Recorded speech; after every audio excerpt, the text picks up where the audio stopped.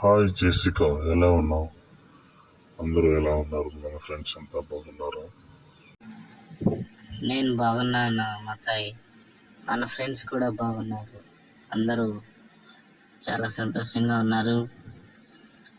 At the same time అందరూ జాబ్లో settle అయ్యారు కనుక అందరూ చాలా హ్యాపీగా ఉన్నారు మతాయి.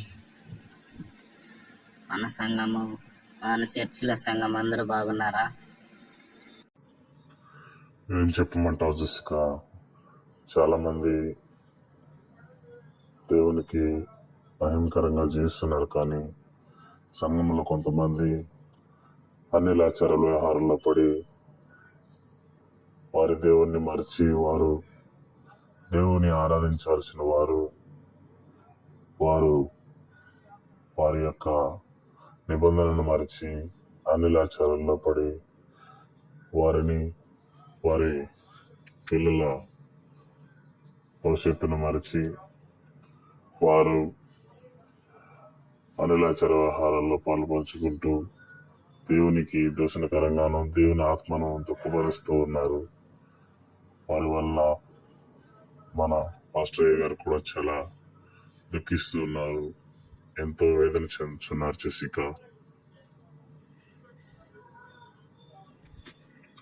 ఆజ్ఞ అతిక్రమమైన పాపమని తెలుసు కూడా మీరు ఇలా ప్రవర్తిస్తున్నారంటే నాకు కూడా చాలా బాధగా ఉంది జెసికా. వీళ్ళు చేసే ప్రవర్తన అసలు నాకు కూడా నచ్చడం లేదు. దేవుని నిబంధనలు మర్చి వీరు ఇలా చేస్తుంటే ఎంతో ఎంతో వేదనకరంగాను బాధాకరంగాను ఉంది జెసికా. దేవుని ఉగ్రత నుండి వీళ్ళు రక్షించబడాలని నేను కూడా ప్రార్థిస్తున్నాను జెసికా. వీళ్ళు మారాలని దేవునికి విన్నవించుకుంటున్నాను జెసికా. వీరు మారి దేవుని సన్నిధిలో దేవునికి మహిమకరంగా జీవించాలని, దేవుని వాక్యానుసారంగా జీవించాలని ఎంతో ఆశిస్తున్నాను జెసికా. నువ్వు కూడా వీరి కొరకు ప్రార్థన చేయి జెసికా. తప్పకుండా మతాయి. నేను కూడా మన దేవుడైన యేసుకి ప్రార్థిస్తాను.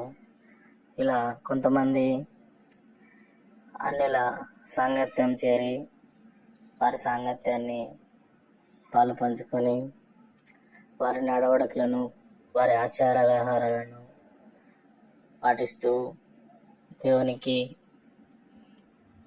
దేవుని ఆత్మకు దుఃఖము కలిగించే విధంగా ప్రవర్తిస్తూ ఉంటారు.